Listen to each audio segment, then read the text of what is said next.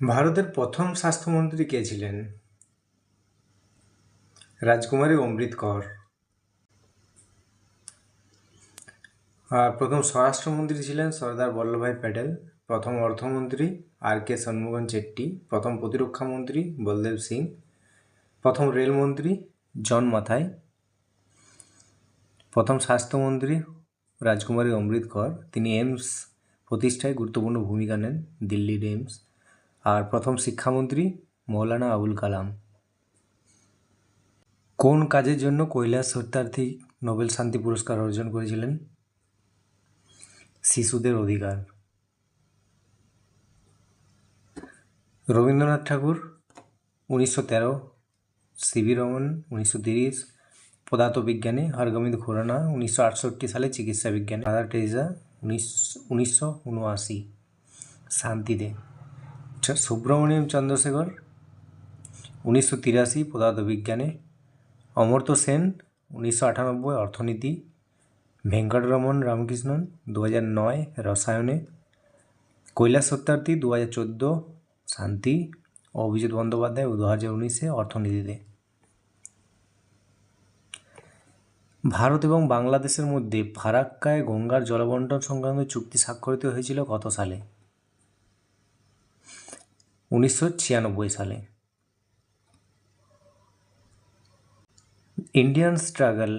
The Indian struggle বইটি কার লেখা? নেতাজি সুভাষচন্দ্র বসু। আর বালগঙ্গাধর তিলকের লেখা Gita Rahasya, Jawaharlal Nehru the discovery of India, Mahatma Gandhi Hind Swaraj এবং my experiments with truth, India wins freedom Maulana Abul Kalam Azad, poverty and unBritish rule in India Dadabhai Naoroji. Bhakra নাগাল জলধারা কোন নদীর উপর অবস্থিত? শতদ্রু বা সাতলেজ। ভাকরা নাগাল প্রকল্প শতদ্রু নদী হিমাচল প্রদেশে, তেহরি বাঁধ প্রকল্প ভাগীরথী নদী উত্তরাখণ্ড, হীরাকুন্ড বাঁধ মহানদী উড়িষ্যা, নাগার্জুন সাগর প্রকল্প কৃষ্ণা নদী তেলেঙ্গানা, সর্দার সরোবর প্রকল্প নর্মদা নদী এবং মাইথন ড্যাম আমাদের পশ্চিমবঙ্গে বরাকর নদীর উপর, ঝাড়খণ্ড ও পশ্চিমবঙ্গে। মিত্র মেলা কত সালে প্রতিষ্ঠিত হয়েছিল? 1899। 1899 সালে মহারাষ্ট্রের নাসিক শহরে মিত্র মেলা প্রতিষ্ঠিত হয়। এর প্রতিষ্ঠাতা ছিলেন বিনায়ক দামোদর সাভারকর এবং পরবর্তীকালে মিত্র মেলা অভিনব ভারত নামে পরিচিত হয় 1904 সালে। প্রথমে মিত্র মেলা নামে প্রতিষ্ঠিত হয়েছিল 1899 সালে এবং পরবর্তীকালে 1904 সালে মিত্র মেলা অভিনব ভারত নামে পরিচিত হয়। আরবিআই এর প্রথম গভর্নর কে ছিলেন? প্রথম গভর্নর ছিলেন স্যার অসবর্ন স্মিথ। এবং যদি জিজ্ঞেস করে প্রথম ভারতীয় গভর্নর কে ছিলেন, তিনি ছিলেন সিডি দেশমুখ। ভারতের দ্বিতীয় বৃহত্তম নদী কোনটি? গোদাবরী।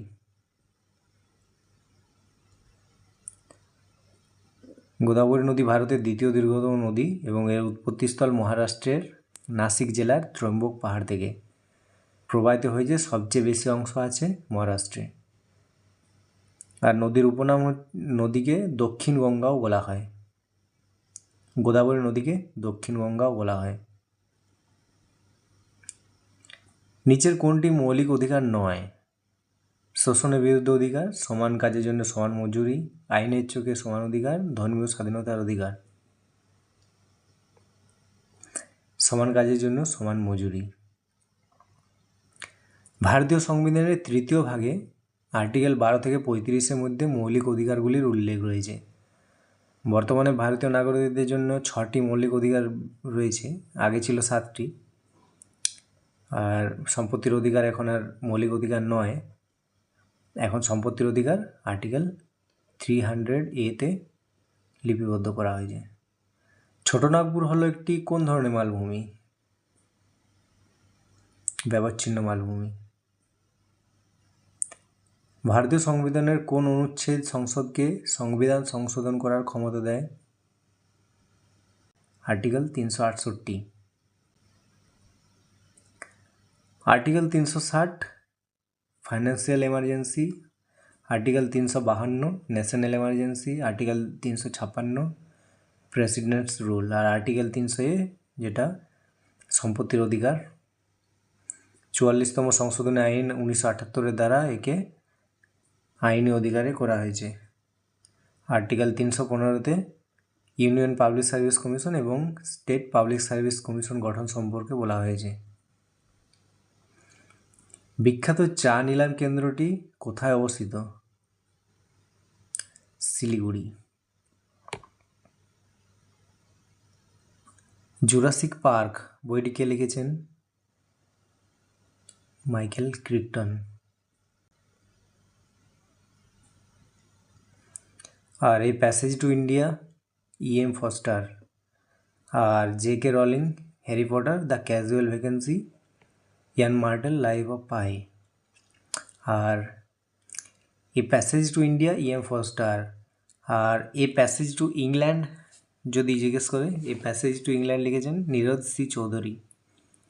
নীরজ সি চৌধুরী। ভারতীয় ক্রীড়া প্রশিক্ষকদের সেরা পুরস্কার কোনটি? দ্রোণাচার্য পুরস্কার। আর রাজীব গান্ধী খেলরত্ন পুরস্কারের বর্তমান নাম মেজর ধ্যানচাঁদ খেলরত্ন পুরস্কার। এই পরিবর্তনটি হয়েছিল 2021 সালে। আগে যেটি রাজীব গান্ধী খেলরত্ন পুরস্কার ছিল সেটি এখন 2021 সালে নাম পরিবর্তিত হয়ে মেজর ধ্যানচাঁদ খেলরত্ন পুরস্কার হয়েছে। এবং মেজর ধ্যানচাঁদ খেলরত্ন পুরস্কার হলো ভারতের সর্বোচ্চ ক্রীড়া সম্মান। হিন্দুস্তানি শাস্ত্রীয় সঙ্গীতে কাকে গজলের রানী বলা হয়? কুইন অফ গজল বেগম আখতার।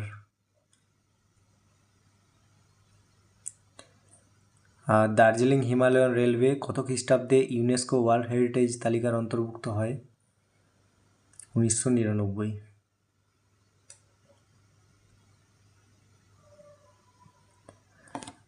ভারতীয় রেলওয়ের 4টি ইউনেস্কো স্বীকৃত বিশ্ব ঐতিহ্যবাহী স্থান আছে, 4টি। তার মধ্যে দার্জিলিং হিমালয়ান রেলওয়ে 1999 স্বীকৃতি পায়।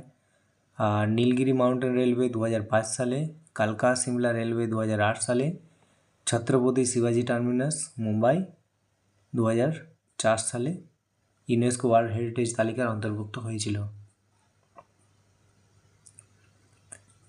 পুংচোলোম কোন ভারতীয় শাস্ত্রীয় নৃত্যের সঙ্গে সম্পর্কিত? মণিপুরি। চোলম ঠিক ঢোল টাইপের, যেটা আমাদের খোল করতাল হয়, সেরকমই মণিপুরি নৃত্যের পুংচোলোম। ভারতের কোন রাজ্য সবচেয়ে বেশি সংখ্যক রাজ্যের সীমানা স্পর্শ করেছে? উত্তরপ্রদেশ।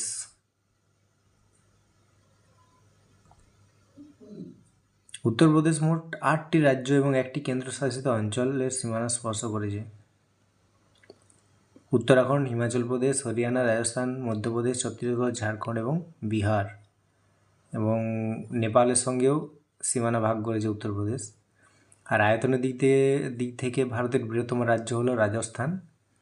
আর জনসংখ্যার দিক থেকে ভারতের বৃহত্তম রাজ্য হলো উত্তরপ্রদেশ।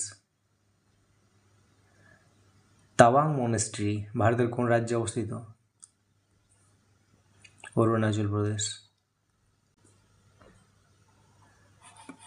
তাওয়াং মঠ এটি ভারতের বৃহত্তম বৌদ্ধ মঠ এবং বিশ্বের দ্বিতীয় বৃহত্তম বৌদ্ধ মঠ। তাওয়াং মনেস্ট্রি অরুণাচল প্রদেশের। রুমটেক মনেস্ট্রি গ্যাংটক সিকিম। হেমিস মনেস্ট্রি লে লাদাখের। আর নামদ্রোলিং মনেস্ট্রি একে গোল্ডেন টেম্পলও বলা হয় কর্ণাটক। Algae monastery Ladakh. ঘুম মনেস্ট্রি দার্জিলিংয়ে।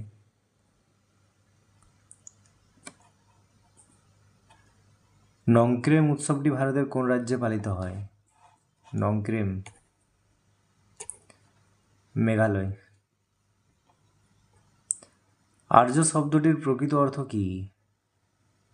উচ্চ বংশজাত বা সম্মানীয় ব্যক্তি। ফো কুয়ো কি গ্রন্থের রচয়িতা কে? ফাহিয়েন। আর সি ইউ কি রচনা করেন? Hiuen Tsang. ফো গু কি রচনা করেন? ফাহিয়েন। তো এই দুটোর মধ্যে খুব কনফিউশন আসে মাঝে মধ্যে। ফাহিয়েন ছিলেন প্রথম চৈনিক পর্যটক যিনি ভারতে এসেছিলেন। প্রথম কোন চৈনিক পর্যটক ভারতে এসেছিলেন? ফাহিয়েন। তিনি ছিলেন দ্বিতীয় চন্দ্রগুপ্তের আমলে, রাজত্বকালে তিনি ভারতে এসেছিলেন। মধ্যমিকা সূত্র রচনা করেন? নাগার্জুন। নাগার্জুন ছিলেন কুষাণ সম্রাট কনিষ্কের সমসাময়িক একজন বৌদ্ধ দার্শনিক, এবং নাগার্জুনকে বলা হয় ভারতের আইনস্টাইন তার শূন্য ভেদা তত্ত্বের জন্য বা আপেক্ষিকতাবাদ তত্ত্বের জন্য। তিনি বৌদ্ধ ধর্মের মহাযান শাখার অন্যতম প্রচারক ছিলেন, এবং প্রজ্ঞাপারমিতা সূত্র তার একটি অন্যতম শ্রেষ্ঠ কাজ। প্রজ্ঞাপারমিতা কে লিখেছিলেন? নাগার্জুন। উদয়শঙ্কর ছিলেন একজন বিখ্যাত নৃত্যশিল্পী। উদয়শঙ্করকে আধুনিক ভারতীয় নৃত্যের জনক বলা হয়। তিনি ফিউশন স্টাইল অফ ডান্স বলে একটি নৃত্যের একটি নতুন শাখা আবিষ্কার করেছিলেন, সেই জন্য তাকে আধুনিক ভারতীয় নৃত্যের জনক বলা হয়। 1971 সালে ভারত সরকার তাকে পদ্মবিভূষণ সম্মানে ভূষিত করে। আর বিখ্যাত সেতারবাদক পণ্ডিত রবিশঙ্কর ছিলেন তার ছোট ভাই। সিকান্দার সানি বা দ্বিতীয় আলেকজান্ডার উপাধি গ্রহণ করেছিলেন আলাউদ্দিন খলজি। আলাউদ্দিন খলজি বিশ্বজয়ের আকাঙ্ক্ষা থেকে এই উপাধিটি গ্রহণ করেছিলেন, এবং তার মুদ্রায় এটি খোদাই করতেন। তিনি প্রথম সুলতান যিনি দক্ষিণ ভারত অভিযান করেছিলেন। দিল্লির প্রথম সুলতান যিনি দক্ষিণ ভারত অভিযান করেছিলেন, তার সেনাপতি মালিক কাফুরের নেতৃত্বে। আর তিনি বাজার দর নিয়ন্ত্রণ ব্যবস্থা এবং দাগ ও হুলিয়া প্রথার জন্য ইতিহাসে বিখ্যাত। অ্যান আননোন ইন্ডিয়ান বইটির লেখক কে? নীরজ সি চৌধুরী, এবং এটি তার আত্মজীবনীমূলক বই। এর মাধ্যমে তিনি আন্তর্জাতিক খ্যাতি লাভ করেছিলেন। নীরজ সি চৌধুরীকে বলা হয় স্কলার জিপসি। এটি এসএসসিতে অনেকবার এসেছে কোশ্চেনটি। নীরজ সি চৌধুরীকে বলা হয় স্কলার জিপসি, এবং তার আরেকটি বিখ্যাত বই হলো দ্য প্যাসেজ টু ইংল্যান্ড। আর দ্য প্যাসেজ টু ইন্ডিয়া লিখেছেন EM Forster. The passage to England লিখেছেন নীরজ সি চৌধুরী। সংবিধানের কোন অনুচ্ছেদে বাজেট সম্পর্কে বলা হয়েছে? Budget article 112। আর কনস্টিটিউশনে বাজেট শব্দটি সরাসরি নেই, একে বলা হয় অ্যানুয়াল ফাইন্যান্সিয়াল স্টেটমেন্ট। এবং অনুচ্ছেদ 110 হলো মানি বিল বা অর্থ বিল সংক্রান্ত। 110 অর্থ বিল, 112 বাজেট সংক্রান্ত।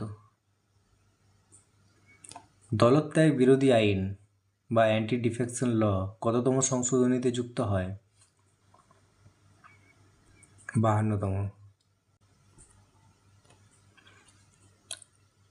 এটি দশম তফসিলে যুক্ত হয় 52তম সংশোধনীর মাধ্যমে 1985 সালে রাজীব গান্ধীর আমলে। আমাদের সংবিধানে ইনিশিয়ালি তফসিল ছিল 8টি। বর্তমানে বিভিন্ন অ্যামেন্ডমেন্টের মাধ্যমে এখন বর্তমানে 12টি তফসিল আছে। তার মধ্যে যে 10 নম্বর তফসিলে দলত্যাগ বিরোধী আইন সম্পর্কে বলা আছে, অ্যান্টি ডিফেকশন ল। এটি 52তম সংশোধনীর মাধ্যমে যুক্ত হয় 1985 সালে। আর 61তম সংশোধনীর মাধ্যমে ভোটের বয়স 21 থেকে 18 করা হয়। আর 42তম সংশোধনীকে তো মিনি কনস্টিটিউশনও বলা হয়। করমণ্ডল উপকূলে কোন বায়ুর প্রভাবে শীতকালে বৃষ্টিপাত হয়? করমণ্ডল উপকূল বলতে আমাদের তামিলনাড়ুর উপকূলকে করমণ্ডল উপকূল বলা হয়। কোন বায়ুর প্রভাবে শীতকালে বৃষ্টিপাত হয়? উত্তর পূর্ব মৌসুমী বায়ুর প্রভাবে। ভারতে প্রধানত জুন সেপ্টেম্বর মাসে দক্ষিণ পশ্চিম মৌসুমী বায়ুর কারণে বৃষ্টিপাত হয়।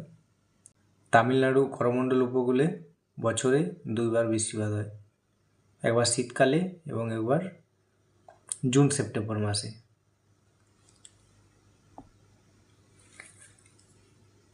ওয়েস্টার্ন ডিস্টারবেন্স বা পশ্চিমী ঝঞ্ঝা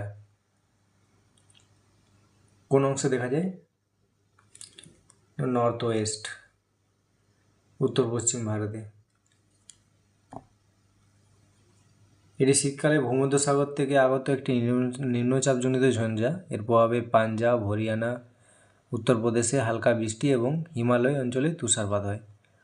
এটি রবি শস্য চাষের জন্য অত্যন্ত উপকারী, বিশেষ করে গম চাষের জন্য ভীষণ উপকারী।